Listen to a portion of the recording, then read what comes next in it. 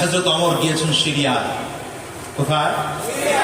তখন হযরত ওমর রাদিয়াল্লাহু আনহু অর্ধ পৃথিবীর শাসক, পৃথিবীর 3 ভাগের 2 ভাগের শাসক, 2.25 কোটি বর্গ মাইলের প্রেসিডেন্ট। হযরত ওমর রাদিয়াল্লাহু আনহুর একটা চমৎকার আমল ছিল, রাতের অন্ধকারে একা একা বের হতেন মানুষের খোঁজ খবর নেওয়ার জন্য। সুবহানাল্লাহ। কোন না বাড়ি যায়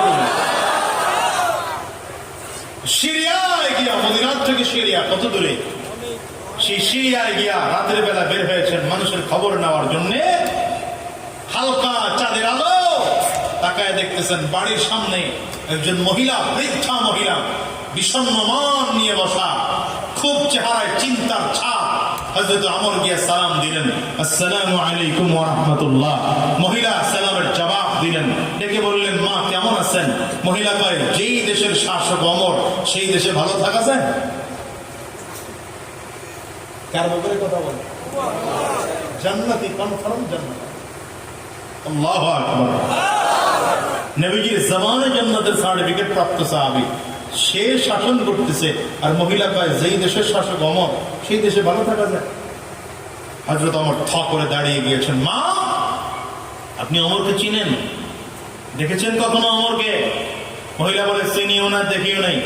আল্লাহ যেন কোনদিন ওরে আমার সামনেও দাঁড় না করায়।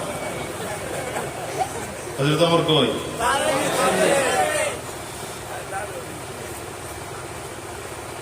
ওমর রাদিয়াল্লাহু আনহু চিন্তা করলেন, মহিলা তো ক্ষিপ্ত কেন?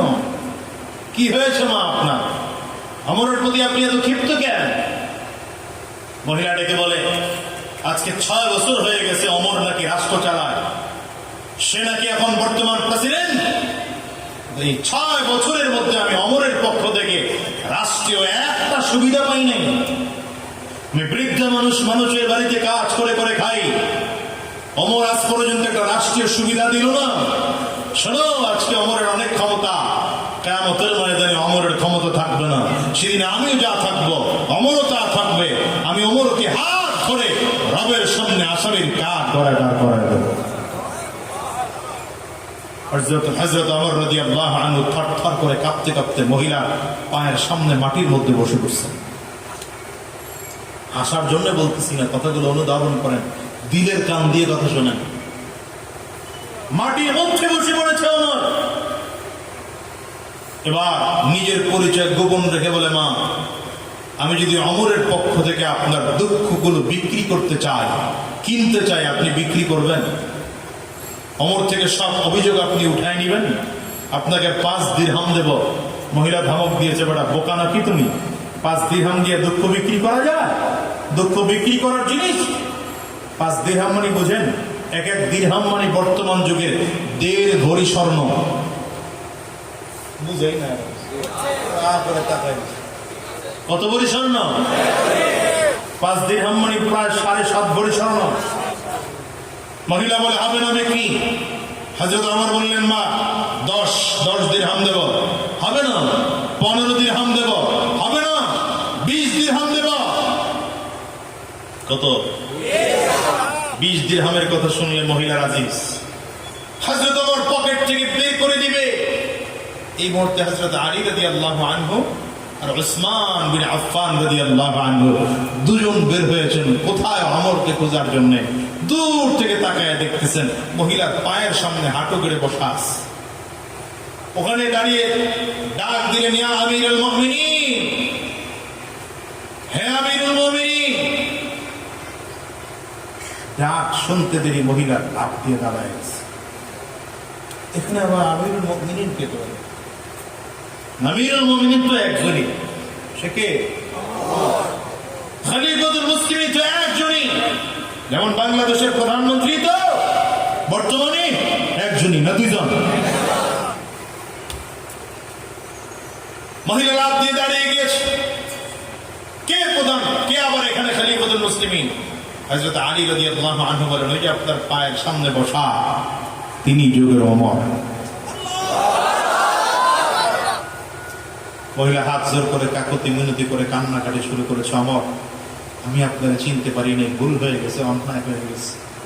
আমি মনে অজান্তে আপনার বিরুদ্ধে কথা বলেছি। নবীর সাহাবীর প্রতি এতটুকু দুশমনী আমার নাই। কষ্টের কারণে সংসারের অভাবের কারণে আপনার বিরুদ্ধে কথা বলেছি, আমার মাফ করে দেন। হযরত ওমর কয়, মা মাফ আপনি চাবেন কেন? মাফ তো আমি চাবো। মাফ চাওয়া না চাওয়া, মাফ করা না করা পরের ব্যাপার। আগে আপনার সাথে আমার যে চুক্তি হয়েছে, চুক্তি সম্পন্ন করেন। নিজের পকেট থেকে 20 দিরহাম বের করে মহিলার হাতে দিয়ে বলে, মা।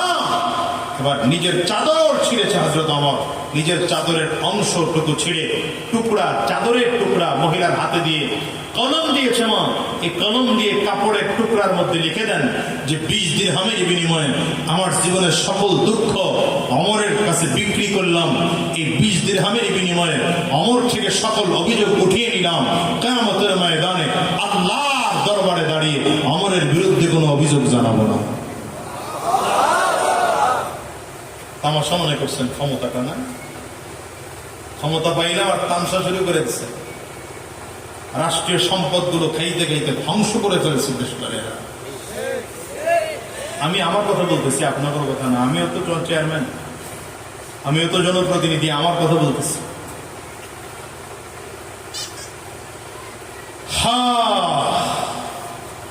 এদেশের সম্পদ, যেই সম্পদগুলো শুধু আমাদের পেটে ঢুকে, আল্লাহ মাফ করো, এই সম্পদগুলো যদি না ঢুকে দেশের কাজ হতো, এ দেশ উন্নত হতে 10 বছরের বেশি সময় লাগার কথা না। হবে কি করে? আমার পেট তো বড়, যত খাই পেট ভরে না। কথা বল না, নয়তো নেতার শাড়ির অ্যাকাউন্টে 500 কোটি টাকা থাকে। নেতার কার অ্যাকাউন্টে?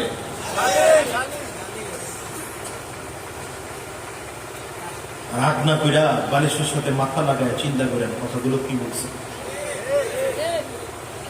কয়েকদিন আগে আমার ইউনিয়নে বরাদ্দ আসছে উপজেলা থেকে, কিছু মেম্বাররা বলে, হুজুর 5-3 বছরে কিচ্ছু খেতে পারিনি, আপনি খাওয়ার সুযোগই দেন না আমাকে। খুব খেপা আমার উপর। নির্বাচন করছি হুজুর, খরচ হয়েছে অনেক, এইবারের বাজেটটা একটু যেমন কম করে খাওয়ার ব্যবস্থা করে দেন। আমি বললাম আলহামদুলিল্লাহ। আপনারা কি করবেন?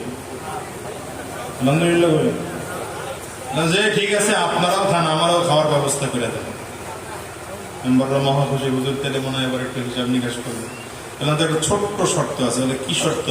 বললাম শর্ত হলো, এই যে বাজেটগুলো আসছে, বাজেটটা তো আপনারও বাপের বাজেট না, আমারও বাপের বাজেট না। এই বাজেট তো সরকারের, জনগণের জন্য। আপনারা আমার ইউনিয়নের যতজন ভোটার আছে, যতজন জনগণ আছে, এরা এই সম্পদের, এই বরাদ্দের মালিক। সবার কাছ থেকে মাফ চাইয়া স্বাক্ষর করে নিয়ে আসেন, আমিও ভাই আপনারাও।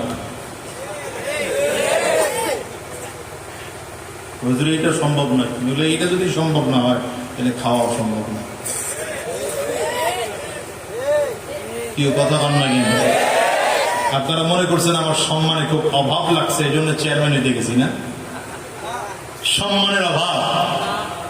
আমি তো মাঝে মাঝে বলি আল্লাহ খাস মেহেরবানি। মাঝে মাঝে তো মন্ত্রীরাও দাঁড়িয়ে সালাম দেয় আল্লাহর শুকর। আমার সম্মানের ঘাটতি হয়েছে এটা না, ময়লা জায়গা পরিষ্কার করার জন্য দিয়েছি। আপনার সারাদিন সমালোচনা করেন, সারাদিন করেন, আমার কিচ্ছু আসে আর যায় না।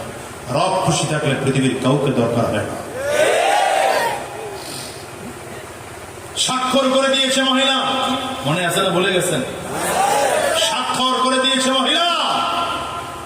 কাপড়ের টুকরাটা হযরত ওমর রাদিয়াল্লাহু আনহু হযরত আলীর কাছে দিয়ে বলে, আলী রে, কাপড়ের টুকরাটা হেফাজত করে রাখো, যদি তোমার আগে আমি জমিন থেকে বিদায় হয়ে যাই, আমার কাপড়ের মধ্যে টুকরাটা দিয়া আমার দাফন দিবা, যেন কিয়ামতের ময়দানে যদি মহিলা আল্লাহর সামনে অভিযোগ জানায়, সেদিন কাপড়ের টুকরা আল্লাহকে দেখায় বলবো, আল্লাহ আমি সম্পদের বিনিময়ে 20 দিরহামের বিনিময়ে মহিলার সকল দুঃখ কিনে নিয়েছিলাম, আমার থেকে অভিযোগ উঠিয়ে নিবে ওয়াদা করেছিল। সহজ না দুনিয়াটা, সহজ না। আল্লাহ আমাদের হেফাজত করুন, আমিন।